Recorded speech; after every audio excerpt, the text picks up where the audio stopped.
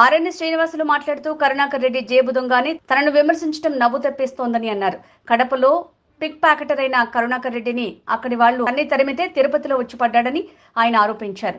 తిరుపతిలో రాజారెడ్డి నాటిన పెద్ద మొక్క పనైపోయిందని పిల్ల మొక్కను దింపారని, కానీ ప్రజా ఆగ్రహంలో పిల్ల మొక్క కొట్టుకుపోవడం ఖాయమని ఆయన అన్నారు. చిత్తూరు మున్సిపాలిటీలో 10 నుంచి 15 సార్లు టెండర్ పిలిచినా ఎవరూ రాకపోతే ఎమ్మెల్యేగా నేను 85 కోట్ల రూపాయల పనులు చేస్తే ఈ రోజుకు దిక్కులేదని ఆయన చెప్పారు. కాంట్రాక్టర్స్ కి డబ్బులు చెల్లించలేని చేతకాని ప్రభుత్వం నీ నాయకుడు నడుపుతున్నాడని ఆయన విమర్శించారు. ఇక్కడున్న ఎమ్మెల్యే కరుణాకర్ రెడ్డి, వాళ్ళ తనయుడు బొమ్మన అభినయ్ రెడ్డి వాళ్ళు కూడా ఎన్నో ఆరోపణలు ఇవన్నీ చూసి ఓర్చుకోలేక మాపై ఆరోపణలు అది అర్థరహితంగా మాట్లాడుతున్నారు. చిన్న పిల్లవాడుగా మాట్లాడుతున్నారు. నేను జేబు దొంగగా చిత్తూరులో తయారయ్యానంట. నేను చదువుకొని జేబు దొంగగా తయారవ్వాల్సిన గతి నాకు పట్టలేదు. నేను ఆ కుటుంబంలో, ఆ వంశంలో మేము పుట్టలేదు. మేము చిత్తూరులో పుట్టాం, కష్టపడాం, వ్యవసాయ కుటుంబంలో కష్టపడుతూ డిగ్రీ వరకు చదువుకుంటూ మా నాన్న 5,000 రూపాయలు కూడబెట్టిన డబ్బులు ఇస్తే దాంతో 76వ సంవత్సరం నుంచి డిగ్రీ కంప్లీట్ అయినప్పటి నుంచి వ్యాపారంలో దిగాం. కష్టపడి మున్సిపల్ కాంట్రాక్టర్గా అంచెలంచెలుగా ఈ 45 సంవత్సరాలు ఎదిగామే తప్ప మాకు జేబు దొంగలంటే నవ్వేస్తుంది. ఇదే సినిమాలో జేబు దొంగ అనే సినిమా పేరు ఒకటి వస్తుంది. ఆ పేరులో చూసి ఇప్పుడు గుర్తొస్తూ ఉంది. జేబు దొంగ ఎప్పుడో 30 సంవత్సరాలకు ముందు జేబు దొంగ ఇవనేసి ఒక సినిమా కూడా చూడడం జరిగింది. ఇప్పుడు కరుణాకర్ రెడ్డి మతి భ్రమించి మాట్లాడుతున్నాడా, మతి ముందా, ఆయన మైండ్ బ్లాక్ అయిందా మనకు అర్థం కావడం లేదు. అటువంటిది జేబు దొంగ తయారైనంట. నాకేం అవసరం లేదు.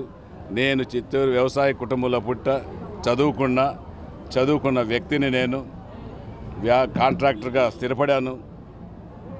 దాంట్లోనే నేను ఈరోజు దాదాపు ప్రజా సేవ చేశాను. నెలకు 4 లక్షల నుంచి 5 లక్షల రూపాయలు ఖర్చు పెట్టి ఉచితంగా తాగునీరు చిత్తూరు పట్టణంలో ఉచితంగా ఇంటికి 6 బిందులు 7 బిందులు ఇచ్చి ప్రతి ఇంటికి మన్ననలు పొంది చిత్తూరు పట్టణంలో జలదాతగా నేను పేరుందనే తప్ప జేబు దొంగ అంటే ఎవరికి తెలియదు.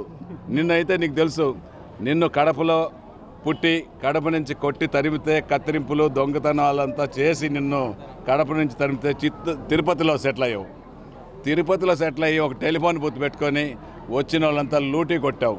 మళ్ళీ జిరాక్స్ మిషన్ పెట్టుకున్నావు. జిరాక్స్ తీసినట్టే తీసి 1 రూపాయిని 2 రూపాయలుగా చేసి నువ్వు అక్రంగా అప్పటి నుంచి నీ వ్యాపారం సాగించావు. అప్పటి నుంచి కూడా ఈడ రాజారెడ్డి నేను నిన్న కూడా చెప్పా, తిరుపతి పట్టణంలో రాజారెడ్డి పెట్టిన మొలకే కరుణాకర్ రెడ్డి అని మరలా ఇప్పుడు కూడా చెప్తున్నా. ఆ మొలకకు ఇంకా పిల్ల మొలక ఇప్పుడు అభినయ్ రెడ్డి పిల్ల మొలకను మళ్ళా తయారు చేశాడు. ఆ మొలక చెల్లబాటు అయిపోయింది, ఇంక కుదరదని తెలుసుకొని కరుణాకర్ రెడ్డి పిల్ల మొలకను పెట్టి రాజారెడ్డి పాలన ఇక్కడ సాగిస్తున్నాడు. తిరుపతి ప్రజలు ఒప్పుకోరు కరుణాకర్ రెడ్డి, తెలుసుకో.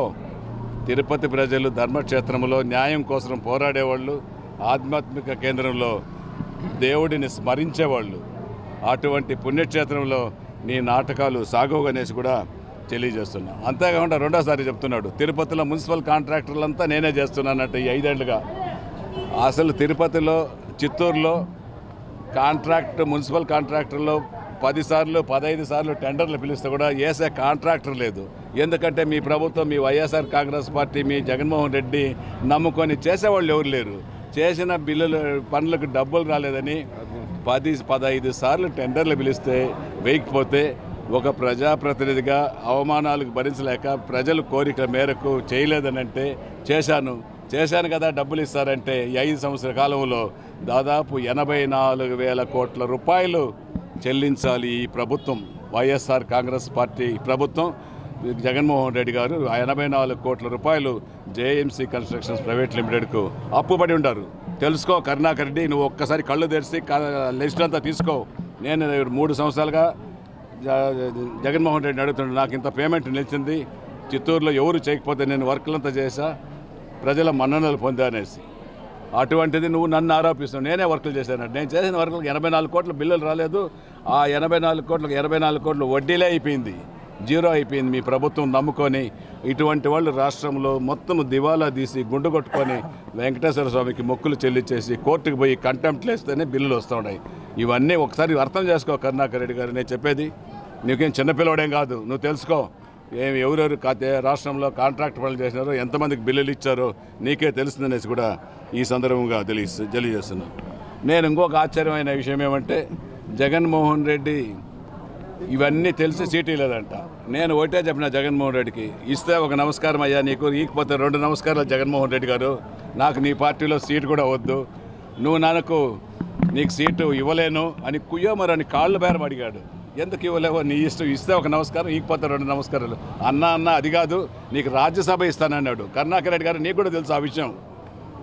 నేను ఎమ్మెల్యే సీట్ అడగల మీ నాయకుడిని, నిన్ను రాజ్యసభ ఇస్తానన్నాడు. ఆఖరికి రాజ్యసభ కూడా నిన్ను ఇచ్చి ఎలక్షన్కి ముందే నిన్ను రాజ్యసభ సభ్యుడిగా చేసి చిత్తూరు జిల్లా, రాయలసీమలో 6 జిల్లాలలో నిన్ను పెట్టుకొని కాపులకు న్యాయం చేశాను, రాజ్యసభ ఇచ్చానని కళ్ళబొల్లి మాటలు చెప్పి మాట తప్పాడు, మడమ తిప్పాడు జగన్మోహన్ రెడ్డి. కరుణాకర్ రెడ్డికి అది కూడా నువ్వు తెలుసుకో. నేనేమి ఇదల్లా, భగవంతుడు నన్ను తప్పించాడు చిత్తూరులో. నేను సంతోషంగా ఏడుకొండల వెంకటేశ్వర స్వామి చెంతకు మన పవన్ కళ్యాణ్ గారి ఆశీస్సులతో, చంద్రబాబు నాయుడు గారి ఆశీస్సులతో తిరుమల తిరుపతి దేవస్థానంలో వెంకటేశ్వర స్వామి కొండకు రావడం జరిగింది. దేవుడి సేవకు, తిరుపతి ప్రజల సేవకు చేసే భాగ్యము నాకు వెంకటేశ్వర స్వామి, చంద్రబాబు నాయుడు గారు, పవన్ కళ్యాణ్ గారు కల్పించారు. నేను ప్రజలకు సేవ చేస్తానే తప్ప నాకు వేరే ఆలోచన లేదు. నేను ఇంకోటి 30 కోట్ల రూపాయలు పవన్ కళ్యాణ్కు డబ్బు ఇచ్చి సీట్ తీసుకున్నానంట. 30 కోట్ల రూపాయలు. పవన్ కళ్యాణ్ అది కానీ తెలిస్తే, రేపు పవన్ కళ్యాణ్ వస్తాడు, పవన్ కళ్యాణ్కి ఈ విషయం తెలుస్తుంది 30 కోట్లు నేను సీటు తీసుకున్నానేసి. నేను చెప్తున్నా, ఆయన డబ్బుకు నీ మాదిరి కకృతి పడే నాయకుడు పవన్ కళ్యాణ్ కాదు కరుణాకర్ రెడ్డి గారు. కరుణాకర్ రెడ్డి నువ్వు 3 సంవత్సరాల్లో 3,000 కోట్ల రూపాయలు నువ్వు, నీ పిల్ల మొలక అభినయ్ రెడ్డి ఇద్దరు చేరి టీడీఆర్ బాండ్లు కానీ, భూ కబ్జాలు కానీ, దుర్మార్గాలు కానీ, రోడ్డు వీధికి గుట్కాలు, మన గంజాయి వ్యాపారాలు కానీ వీటిల్లో మేము సంపాదించుకోలేదు. ఆఖరికి నువ్వు టీటీడీ తిరుమల తిరుపతి దేవస్థానంలో చైర్మన్గా ఉండి నువ్వు టిక్కెట్లు కూడా 10,000 రూపాయల టికెట్లు, 30,000, 300 టికెట్లు 3,000 రూపాయలు అమ్ముకొని రోజుకు 40 లక్షల నుంచి 50 లక్షల రూపాయలు అమ్ముకొని తినుకునే సంస్కృతి నీది, నీ కొడుకుది కరుణాకర్ రెడ్డి, అభినయ్ రెడ్డి. గుర్తుపెట్టుకోండి, మీకేదో మెంటల్ అయ్యింది. నీకు నిజంగా నీ ఒంట్లో బ్లడ్ లేదు, నీ ఒళ్ళంతా విషం. ఆ విషయాన్ని 3 నెలలకు ఒకసారి నువ్వు ఆ విషయాన్ని వేరే మార్చుకుంటేనే నువ్వు తిరగగలుగుతావు, మాట్లాడగలుగుతావు. లేదంటే నువ్వు మాట్లాడలేవు. నేను కష్టపడి పైకి వచ్చిన 45,000 రూపాయల నుంచి ఈరోజు 500 కోట్ల రూపాయలు టర్నోవర్తో నేను నా టర్నోవర్ జేఎంసీ కన్స్ట్రక్షన్ కంపెనీ నడుస్తూ ఉంది. 45 సంవత్సరాలకు 5,000 రూపాయల నుంచి 500 కోట్ల టర్నోవర్లో నేను చేసిన దాంట్లో ఉచితంగా నీళ్లు సప్లై చేస్తా. ప్రతి టెంపుల్కు, ప్రతి మసీదుకు, ప్రతి చర్చికు రోడ్లు వేయించా, డొనేషన్లు చేసా. యూత్లకంతా ప్రోత్సహించాను, మహిళలకంతా ఉత్సాహపరిచాను. నేను అటువంటి మూర్ఖుడిని, నీ అలాంటి మూర్ఖుడిని కాదు. నువ్వు చెప్పే మాటలు ఎవరు నమ్మే పరిస్థితిలో తిరుపతి పట్టణంలో లేరు. ఇంకొకటి చెప్పాడు, మన భూమన కుటుంబానికి వస్తున్న ఆదరణ చూసి నేను మతి ఓరలేక ఆయన పైన విమర్శలు చేస్తున్నా. నీ పైన ఆదరణ కాదు, నీ పైన తిరుపతి పట్టణ ప్రజలు విషం కక్కుతున్నారు. నీ అరాచకాలని చూసి విషం కక్కుతున్నారు నీ పైన. రాబోయే రోజుల్లో తిరుపతి ప్రజలు నిన్ను క్షమించరు. నీకు, నీ కొడుక్కి నీ పుట్టుగతులు ఉండదు. నీ కొడుకేమో హైదరాబాద్లో కాపురం పెట్టాడు, నువ్వేమో కడప నుంచి ఇక్కడికి వచ్చావు. నువ్వు ఎడుంటావు, నువ్వు ఇంట్లోకి పరిమితం అవుతావు. నువ్వు చేసిన తప్పులకు నువ్వు జైలుకు వెళ్ళే అవసరం కూడా ఉంది. నీ కొడుకేమో హైదరాబాద్లోకి వెళ్ళిపోతాడు, వీడికి రాడు. ఖచ్చితంగా తిరుపతి ప్రజలు ఇవన్నీ తెలుసు. ఖచ్చితంగా కూడా రాబోయే రోజుల్లో తిరుపతి పట్టణ ప్రజలు తెలుగుదేశం, జనసేన, బీజేపీ ఉమ్మడి నాయకత్వాన్ని, జనసేన అభ్యర్థి ఆరణి శ్రీనివాసుల్ని గాజు గ్లాసు కొట్టేసి అఖండ మెజారిటీతో గెలిపిస్తారు. ఇకనైనా ఈ చిల్లర రాజకీయాలు, ఈ చిల్లర మాటలు, ఈ వ్యాస మాటలు కడపలో మాట్లాడి చెల్తాయి. తిరుపతిలో, చిత్తూరు జిల్లాలో చల్లవు కరుణాకర్ రెడ్డి, గుర్తుపెట్టుకో. ఇదంతా చిన్నపిల్లగాడు మాట్లాడేది. జేబు దొంగ, కాంట్రాక్టులు చేస్తాడని. కాంట్రాక్టులు గవర్నమెంట్ పద్ధతి ప్రకారం కాంట్రాక్టర్ టెండర్లు పిలుస్తారు. ఎవరైనా చేయొచ్చు, నేను కాదు, ఎవరైనా చేయొచ్చు. ఇది నువ్వు తెలిసి మాట్లాడుతున్నావు. నువ్వు ఒక మేధావి, నీకు అన్నీ తెలుసు. నీవు మేధావితనాన్ని అంతా ఓర్చుకోలేక ప్రజల దగ్గర ఖచ్చితంగా కూడా తిరస్కరిస్తున్నారు. నీకు పుట్టుగతులు కూడా లేవు అనేసి మళ్ళా చెప్తున్నాను.